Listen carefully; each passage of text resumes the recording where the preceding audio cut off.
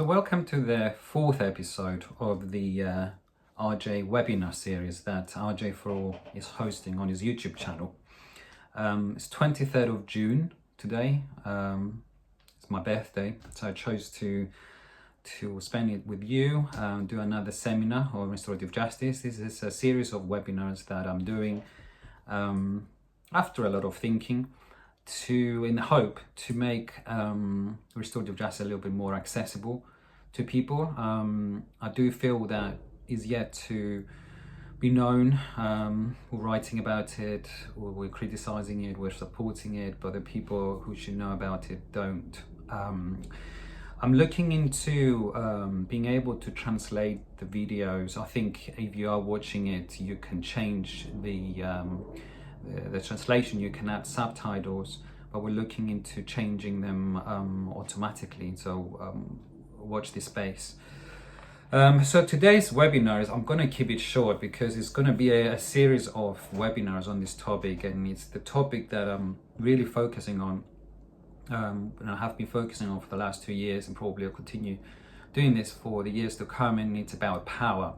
And I think the issue of power, trying to understand it and how that is balanced within the justice and the criminal justice system, and what the role of restorative justice is to balance that power, I think it's the way forward for restorative justice, not just the theoretical understanding of restorative justice, but the actual reality, then the practicalities of restorative justice. So when I say power, I mean power between you and I, between parents and children, between races, between males and females, and all sorts of conflicts that are created because of those powers. And these are the individual kind of conflicts. Then you have powers over states, enforcing certain wishes, either through politics or through direct intervention, military intervention, or communities, groups of individuals. So there are different kind of levels of power. This debate on power is actually part of a project I started 2 years ago, and it will lead to a book. Is my next monograph, but it's a special monograph, a special book. It's going to be published by Routledge next year, and I'm finishing it this year. And as part of that book, which you'll get the link and you'll see some of the content, I want to publish case studies of actual people who have experienced power, and even better, who have experienced the power and then saw the power of restorative justice or of dialogue, non-punitive and traditional top-down approaches, helping to rebalance that power. And I've already had 18 amazing case studies from around the world, looking at issues from child abuse to gender-based violence, domestic violence, hate crimes, racism, submitted by practitioners, victims, offenders, you name it. So if you're watching this and you feel that you have witnessed a power battle, and then even balancing the power battle through a dialogue approach, then please do get in touch. There is a link, or send me an email.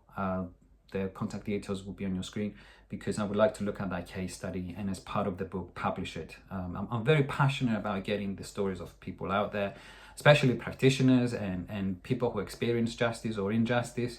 I think as academics have published enough, we keep saying the same stuff most of the times, and it's about time that people who have direct experience, they're the real experts, they get to be heard. So I'll just put a little pause there and just move quickly to the issue of power. As I said, I'm going to keep this these webinars short, but there will be more in this series. So why is power important, and how do I understand power, and why actually by not looking at power and looking, let's say, inequalities, we're limiting the way we prevent the abuses of power. And the book is actually focused on race inequality, and I have been covering the topic of race inequality for some time through my work at different organizations, the own charities that the charities I set up, but also some publications that are going to come up on the screen. So this book is titled Power, Race and Restoration. And why did I choose race? I chose race not because, there is not enough done on race inequality, and the statistics on race inequality are screaming for a balanced and a more balanced criminal justice system. But when you look at restorative justice and why it came back in the 1970s, and then it kind of became a very trendy concept, and now it's a very, very popular concept, at least in certain countries and continents. You would expect that it would serve the groups that are actually marginalized the most, or they are done injustice, and the statistics, particularly around Black and minority ethnic groups within the criminal justice system, are screaming about disproportionality. We keep saying the same thing, commissioning more inquiries but not actually resolving the problem, and all these inquiries, in my view, haven't been part of them and given evidence, empowerment, and you name it. They just lead to recommendations, and then the recommendations would not be picked up by whatever government is proposing them. And this statistics, there's realities, because statistics are not just numbers, they're actually realities, deaths and suffering. They're just not changing the system. So once you look at it, you're a fresh, new student, you pick up your first book on restorative justice and you say, oh my God, this is the new approach, and it's going to resolve the problems on race and race inequality. And yet restorative justice hasn't done anything really on race inequality.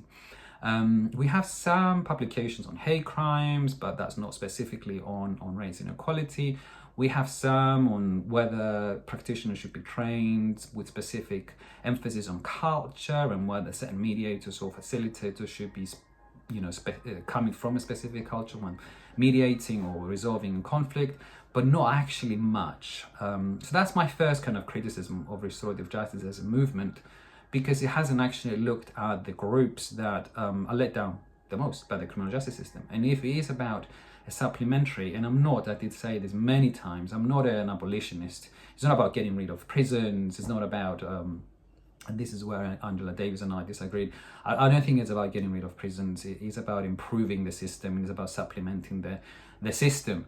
That's what restorative justice is, at least in my view. And there's a supplementary concept that is voluntary, and that is the main reason why it's a supplementary contract. You cannot force restorative justice methods onto victims and offenders, onto parties. They have to opt for this option in order to be a genuine dialogue that shares the power, and this is the key. So if restorative justice is brought back to sort out these gaps that the criminal justice system is having, then why don't we have more on race inequality? And why don't actually people from Black and minority ethnic groups opting for restorative justice, let's say in the UK, which is actually in the law, and when you get to a court stage, right, even the police stage or the prosecution stage, the law actually says you should be presented with an option of restorative justice, but they don't know about it. And even when they know about it, they still go about, or at least the majority of them, opting for the criminal justice system option, which does not involve victims directly. There will be, if the prosecutor chooses to be indirectly involved. So that's one criticism. The second criticism I'm having is we're looking at the restorative justice movement itself and its leaders, the people who are driving restorative justice, and I don't see many from the Black and minority ethnic groups. And I'm not the sort of person that kind of likes ticking boxes and the issues that we have with the Race Equality Act, where, they were giving it to public authorities and you have to comply with it. And here we are, putting different boxes and then we've done race equality. No, it's not about that. It's about what is happening within the movement that actually empowers the groups that don't get to have a voice to actually have that voice, and why they're not coming forward. And what is actually happening now, again, with the different demonstrations, is noteworthy. Whether it's coronavirus, and here we are locked in our houses, forced to watch what is happening on TV, or because we're just fed up with injustices and poverty. It's just pushing us to scream louder. Whatever it is, it goes round and round and round in history, and I think the worst is yet to come.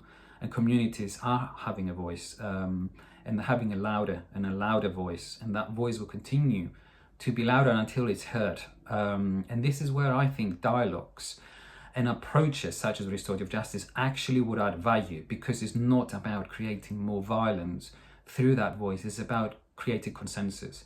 And the next webinar will be about how the power that we all have can be balanced through dialogue and through different approaches that are not imposed onto us, but they are the results of free choices.